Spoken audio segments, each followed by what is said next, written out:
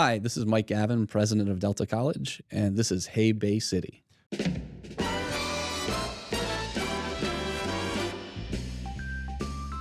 Bum, bum, bum, bum, bum. Got the cool intro music. Dr. Mike Gavin from Delta College. I'm so glad to talk to you, Me man. too. I see you in community meetings, and you're across the desk from me, and we've never got a chance to really sit down and chat. I So know. thanks so much for stopping by, man. Thanks for the invite. I'm really happy to be here. Before we get into the nitty-gritty specifics of our conversation today, I'd love to ask you this question. Why are community colleges important? I love that question. So I think for a number of reasons, but that all distills down to, I like to say we accept 100%, the top 100% of all of the applicants that come to our colleges. And in the society we live in today, we know that higher ed credential is necessary for making even a decent wage. Mm-hmm. No longer are we in a day where having a high school diploma can get you a job at a GM and be in a middle class lifestyle. And at the same time, more and more colleges are turning more and more people away, either through the cost of college or through their admissions practices. We don't do that at community colleges. We're, in my mind, the single institution in America that can transform people who are impoverished into at least middle class lifestyles. There's no other institution in America that has that single mission. And so we're important for that reason. And I'll just dovetail and say that we are in the middle of a moment in our American history that is needing a reimagination of what going to college looks like and means. And it should be, and I'm hopeful that it will be, inclusive of putting community colleges at the center of what higher education means and is, instead of being almost like the stepchild of what higher education looks like. Yes, and I love that you said that, because growing up, that was always the impression that was given to me about community colleges, was that it's where you go when you don't have a clue what you're doing, or it's where you go when you get rejected from all of the, quote, actual colleges and universities that you applied to. It's sloppy second, like, well, however you want to describe it. But I love how you're reframing that as community colleges being in such a prime position to transform people's lives. One of the first conversations I had with Pam Ross McLean, that was something that she pointed out over and over and over again. Families who have never had a college graduate, like the opportunity that community colleges present to them are just unimaginable. Yeah. And so, you and I were talking before we came on the podcast. One of the things that I think that community colleges provide is that opportunity, but on top of it, we wear like a badge of honor that we focus on teaching, not on research. So when your student comes to a community college, they're talking to a person who most likely has a doctorate, just like somebody at a Harvard University, with a class size that's manageable, that the doctorate is teaching. It's not some TA.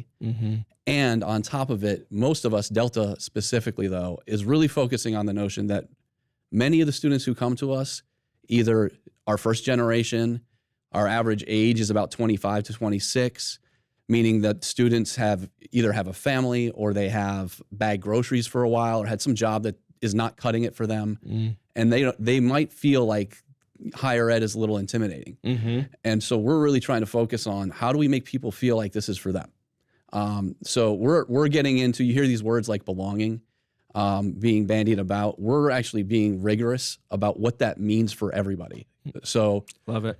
Thinking through what higher ed can be for, if it was going to be for everybody, what kind of changes have to be made. We're trying to be at the lead of that at Delta, but certainly other community colleges are thinking about that too. I love the rigor element of that. I was talking to Aaron Patrice last week at Breaking Bread Village, and that you hear the acronym DEI, and that means so many different things to so many different people. Yeah. And one of the things we talked about was this idea of including people being a box to check, and then you check the box, and then you go about your business that you have been.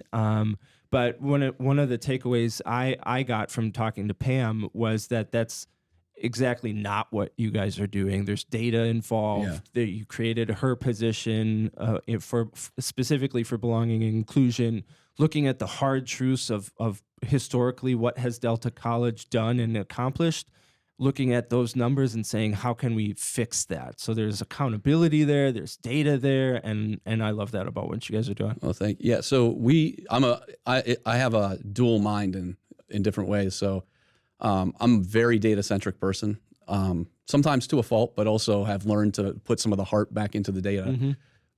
I think it's one of the opportunities that this region presented to me was that we collectively have a population that does not have college credentials. So two of the counties that we serve are under 40% higher ed degree attainment. Mm-hmm. The other one is about 48. That's not good for our region.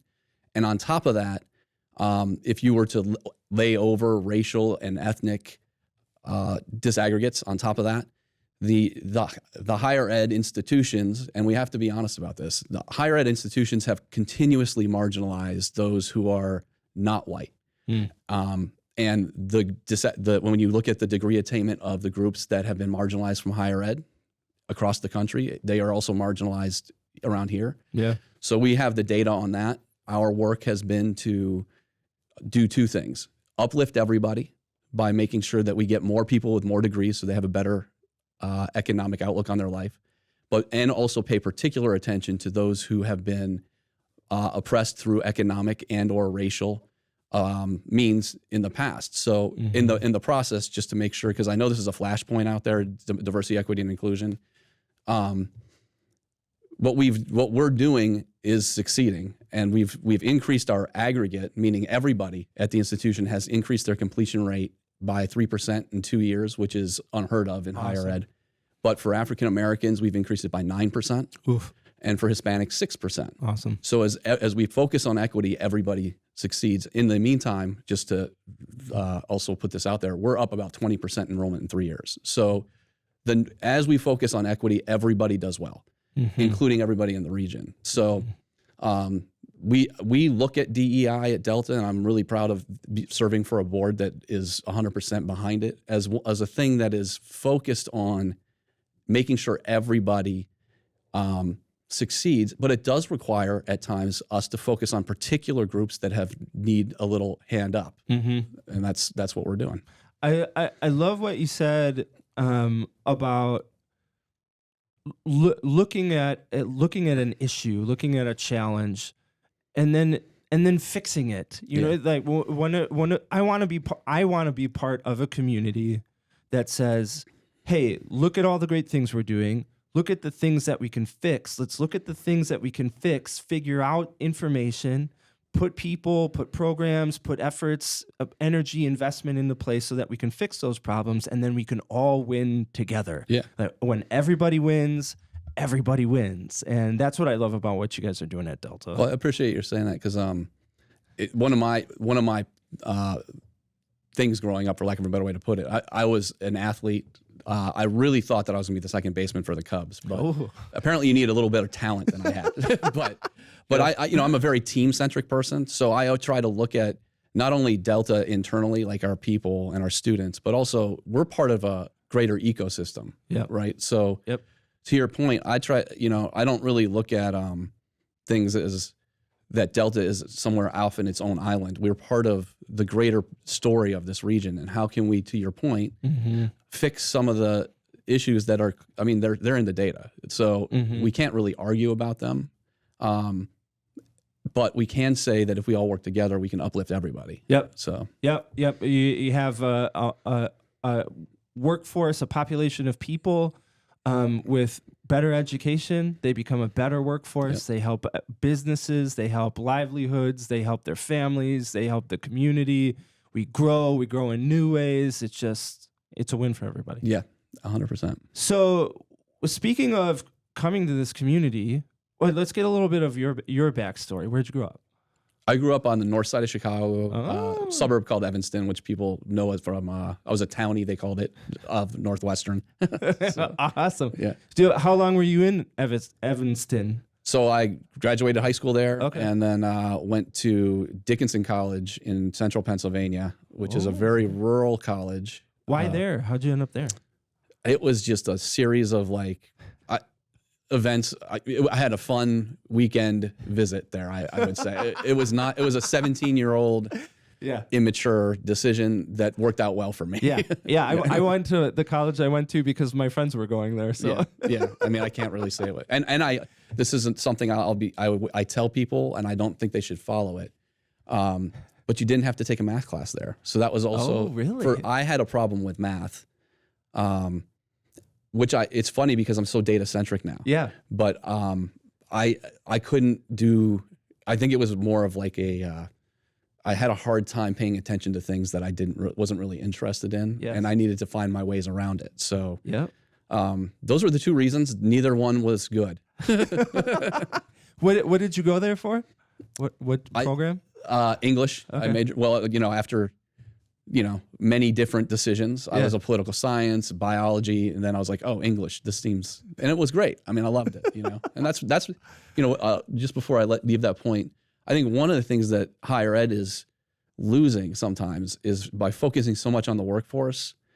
If you think back, if you're my age out there, you probably changed your majors a number of times. Mm-hmm. Like there's an if you know you want to be a nurse or something, or you want to go into engineering, that's great. Mm-hmm. But a lot of us have no idea what we want to be at 17, and that is part of higher ed, in my opinion. So yeah, in an earlier interview, I believe with SVSU,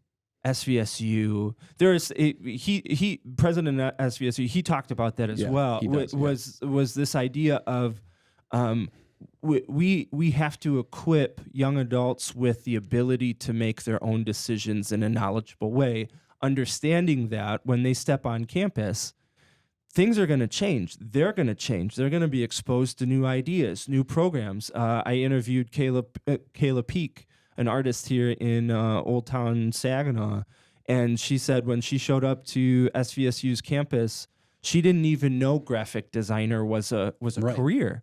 And then all of a sudden you found this thing. And so equipping kids, young adults with the ability to make their own decisions, it's like, yes, if you're into robots, maybe engineering is your thing, but along the way, we're also going to teach you all these other skills, understanding that you may not necessarily grow up to be an engineer. 100%. I mean, even nowadays, they say that you're going to have 7 different kinds of jobs. Yeah. So, I mean, yep. You just need to equip them.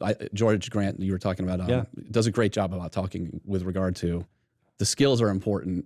Yeah. The discipline is important because it might give you some passion to find the skills, but the skills are the really important. I think it's so great that both you and George ended up in your positions around the same time, and you're both kind of thinking similar things, and I love that just for Bay County, for the region as well, that we've got presidents in 2 of those institutions that are thinking similar things. How do we get more young adults involved? How do we make them more successful? With a very human element. Like, it doesn't feel like gratuitously academic. It's you know what? We want to help you make your life better, and these are some ways we're thinking about doing it. Well, I love thank that. you. Yeah, George is good at that too. Yeah. So after Dickinson College, where'd you go? I went to American University for a master's degree, and then Maryland for a doctorate. While I was when I was getting my doctorate, I was also a faculty member, so I was doing in English, and got my doctorate in American Studies, which totally changed the way I look at the world in a way that I think is much more inclusive in nature. But with each of those institutions, I had a great time in terms of learning, and really couldn't ask for more at either of them. Awesome. So how did Delta College end up on your radar?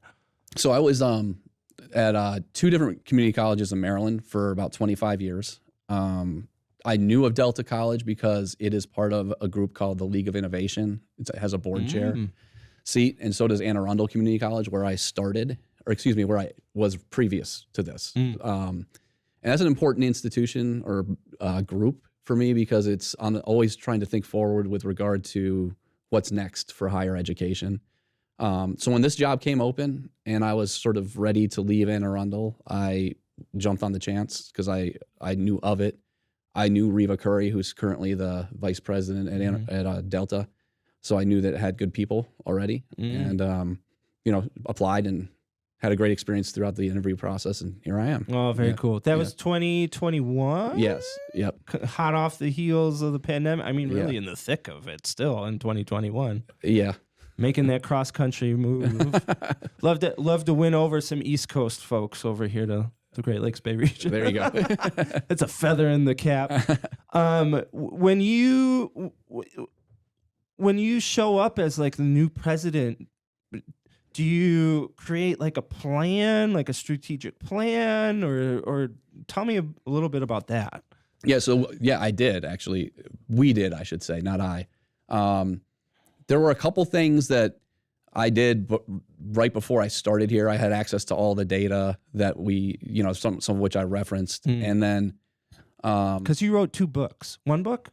two. Two. Yeah. 2 books? Yeah. In the presence of an author. Yeah. Hey, Yeah. Second one about equity in education? Yeah, it's actually that book came out in it was supposed to come out in 2018, I think it was. Okay.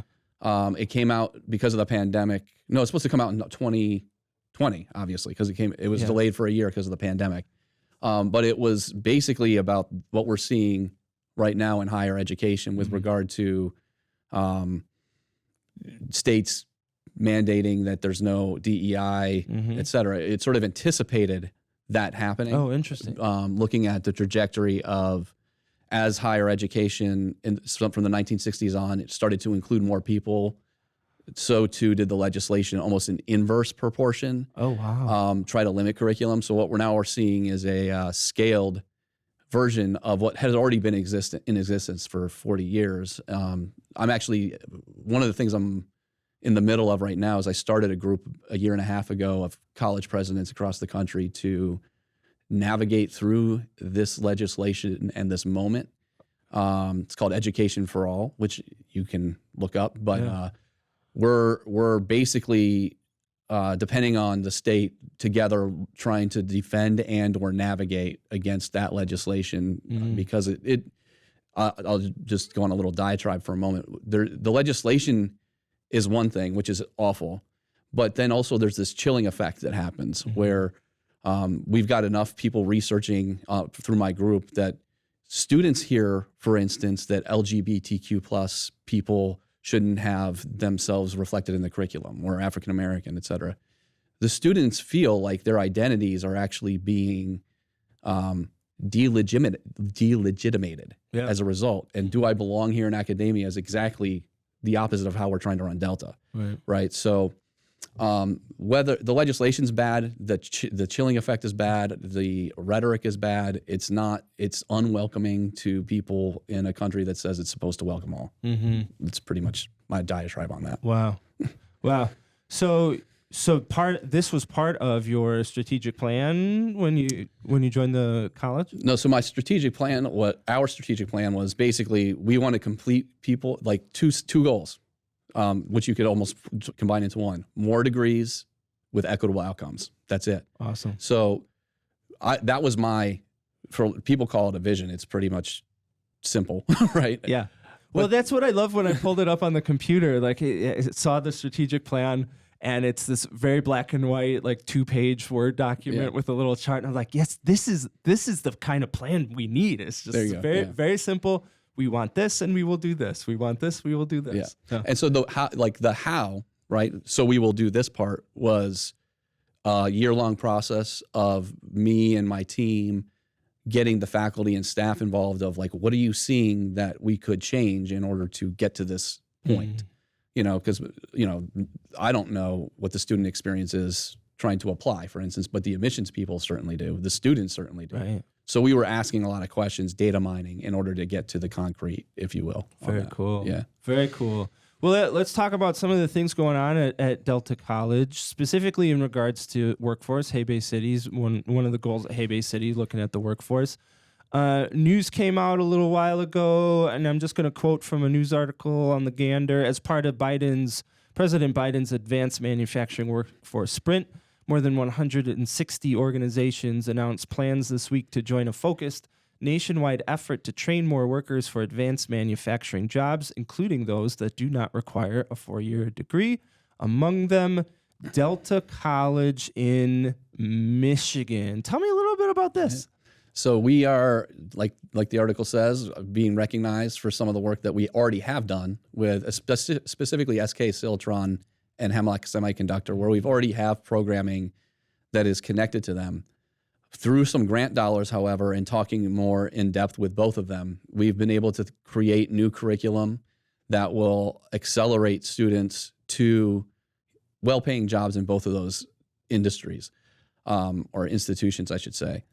What's really been helpful and wonderful, however, though, is that we added 2 different elements to the idea of curriculum. One is that most of our students, we embedded this work into our strategic plan, right? So this is just a piece of our strategic plan, where what we've seen, and this is a sort of language I like to use at our campus, is the hardest part of college, to me, should be in the classroom, nowhere else. We have students with mental health, increased mental health needs, food, transportation, childcare, all the things that anybody who's in these committees that we see each other at, Phil,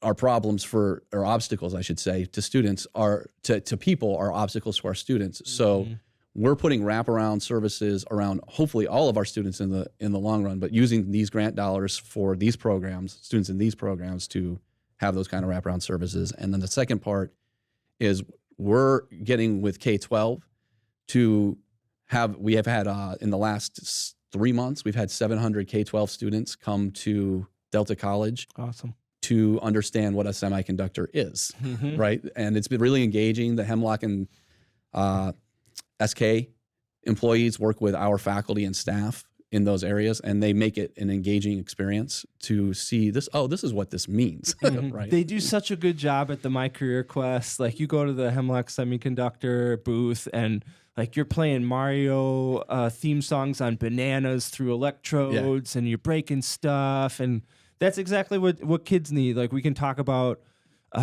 salary opportunities and et cetera, but if I'm in 3rd grade, like, I want to see something cool. I want to zap something with electricity, and you can't expect kids to be interested in semiconductors if they don't know how they work. Yeah, exactly. So it's interesting.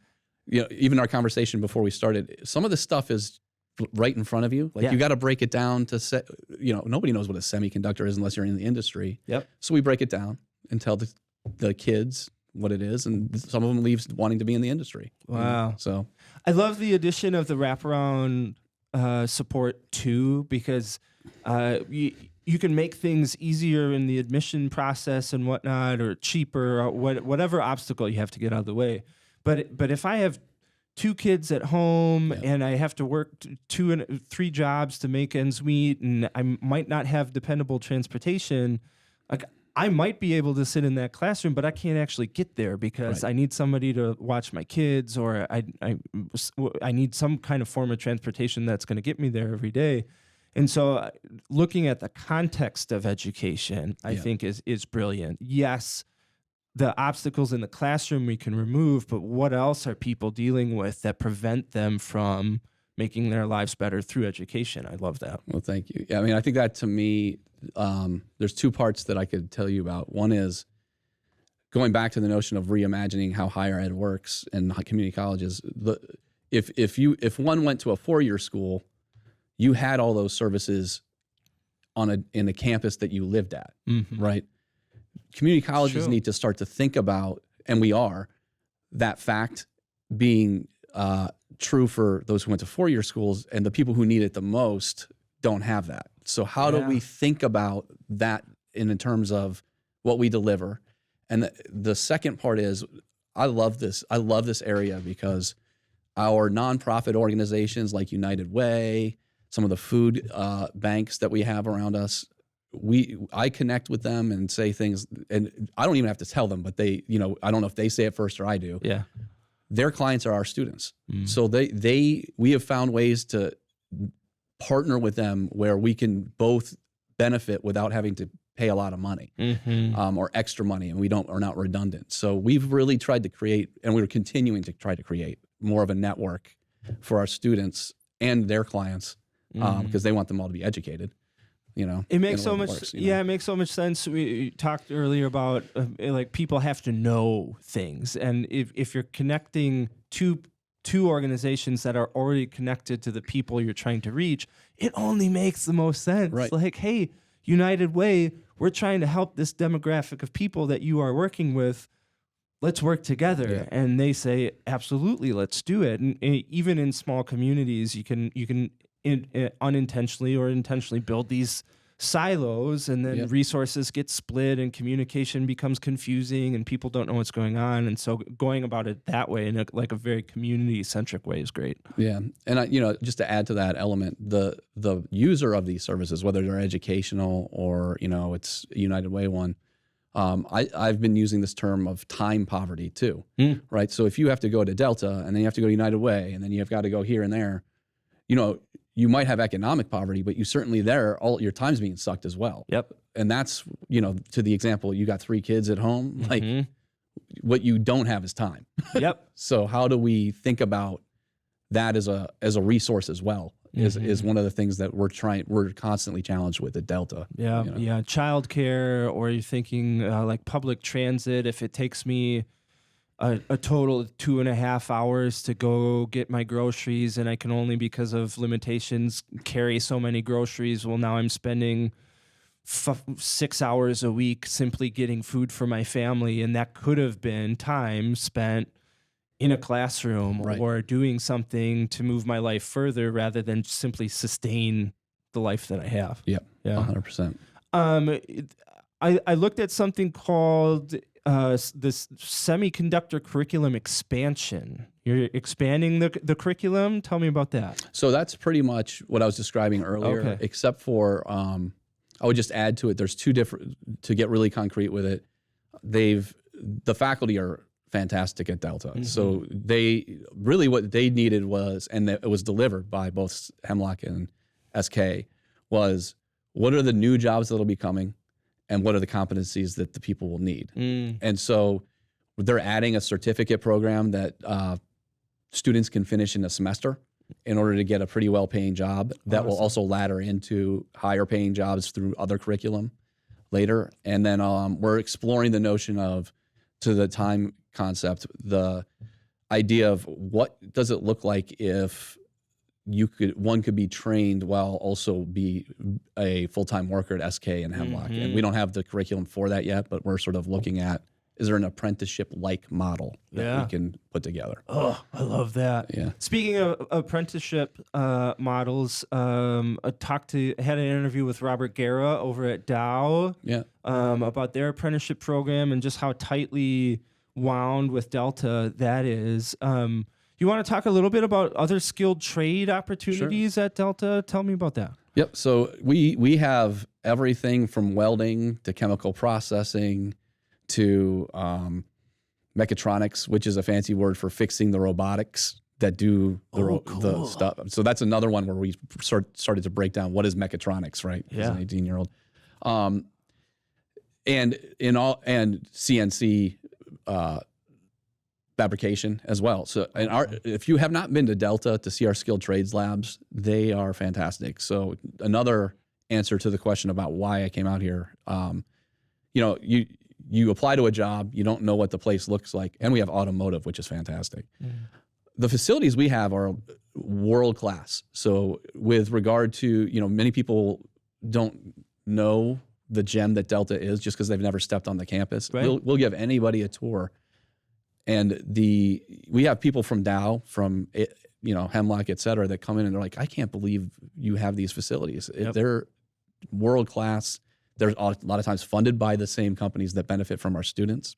But I would invite anybody to come see them because they're fantastic. Awesome. And so many opportunities there, not just for young high school kids or young adults trying to figure out their life. It's also an opportunity for adults who are saying, hey, I want to go back to school, but it's hard to do that. And Delta College offers essentially an answer for that by making it a little bit easier, specifically through the opportunities and the world-class facilities there. But can you explain what the Michigan Reconnect is? Yep, I can do it real simply. So thank you for the tee up on that. Yeah. So Michigan Reconnect allows anybody who is over 21 or over right now, without an associate's degree to come to college for free. So there's also another scholarship that is the Michigan Achievement Scholarship that allows anybody who's graduated college in the last 2 years to come to college for free. So really, if you're 20, we're trying to find a solution for you. But almost everybody without a credential can come to college for free right now. And then I'll add to this, some of the ways that we're also trying to make this easier for Delta are the following. To go back to the time poverty concept, we've really looked at the academic schedule in the last 2 years, which is partially why our enrollment is up, to think about specifically the adult student. So not only our online classes, but weekend classes, night classes, off-time classes, being flexible. And then this summer, another partnership with Tara Welch in The Rock. The Rock will be on Delta's campus for the first time in the summer for kids who are at 6th grade or above, and we're tailored our academic schedule so that mom or dad can drop off their kid and take classes. And we're going to continue to try to do that year round as partial solution to childcare. Below that age, we're still working on, but we were moving in the right direction. All of that sounds amazing. Between Michigan Reconnect, the Achievement, working with The Rock, because you think about, like, I am an adult. My life is now, I have a different perspective on life. I might have kids. I'm working, and I know in my heart, like, I really want to go back to college. Welding is my future. Mechatronics is the thing, or I want to get in the semiconductor because that's an investment and an opportunity I see happening in the future. But then there's always that really critical but. Yep. But I have a full-time job. But I have a full-time job plus kids. But. And what you guys are doing, which I think is so amazing, is looking at those obstacles and saying, how can we help you through those obstacles? Not just saying, well, if you really wanted to go to college, you would make it work. Right. Saying, like, how can we provide childcare? How can we do asynchronous teaching through online classes? How can we do weekend classes to make it so this is as achievable as it can be? I mean, like Michigan Reconnect, you can go to college for free. Yeah, simple. Yeah. Right? Well, and then just to add on to that point, recognizing how many people this touches the program that you do, Phil. We also have done some deep research on adults who have come to Delta and never come back. We're just getting that data back. It's I always mess this up. Qualitative data. Yeah. One of those keywords. Yes, I always mess those two up. Here's what we're finding though, right? Two things. When something goes wrong in the adult's life, the first thing to go is college, right? It's not like you can say, well, I'm not taking care of my kid. Yeah. Right. And often it's just a little thing that could be, it's like my tire got flat. So I don't think I can. So there's two parts to that. One is thinking we don't have the answer to all of that, right? First, we need to know, like Delta needs to know that one thing happened. But then also, how do we collectively as a community help that person out? Because it's much cheaper to fix a flat tire than to have somebody who doesn't have a credential. Yes. Right. So those are two big solutions or problems that we're trying to come up with. But again, it's one of the, I feel like those are almost those right in your face. Yeah. Low hanging fruit. Yep. We could fix that. I don't know how. It's really easy to look past the obvious answers. Yeah. And it's really easy to look at something like providing wraparound services like childcare. Well, why are we investing money in something like childcare? Shouldn't that be their responsibility? And when you line it out and say, well, one, we want to be a community that cares for people. Yep. And this is a way that we can express that. Don't you want to be in a community that cares for you? And then two, looking at the easy answers. Well, if we simply move this class time and 10 more people that year can participate, why wouldn't we do that? If we can fix somebody's tire, or if we can give them a more reliable transportation, or if we can free up 3 hours a week for them, that's an easy answer as opposed to like trying to convince a bunch of people that you don't know and you don't know what their obstacles are to just, grit through it and come to tough college. it out, right? Yeah, tough it out and come to college. You can say that for the next 10 decades if you want, and it's not going to make a difference if they don't have the time, they don't have the resources to do it. Yep, 100%. Wow. Yeah. I want to thank you for the leadership that you're giving, not just Delta College, but Bay County, the rest of the region. I love hearing your perspective on including people, and I'm intentionally not using the word inclusion because that can be baggage for people, but like just including people. Like if we all win, we all win. And taking that stance to Delta College is amazing. All of these resources that are available. If folks want to check out Delta College, do you know the website right off the top of your head? Delta.edu. Delta.edu. Check that out on the internet. Go surfing through that website. Check out, if you're in a 21 or older, check out Michigan Reconnect and that program and how that works. You get to go to college for free. Check out all their skilled trades. All of that is on that website. I've looked at it all. So, man, if you're looking at taking advantage of Delta College, now is the time to do it. Dr. Gavin, I want to thank you. I want to thank the rest of your crew at Delta for everything that you do for us. Oh, thank you. I appreciate everything you do for the region, Phil. Thank you. Thank you. Thanks. Cut. Sweet. Right. Hell yeah.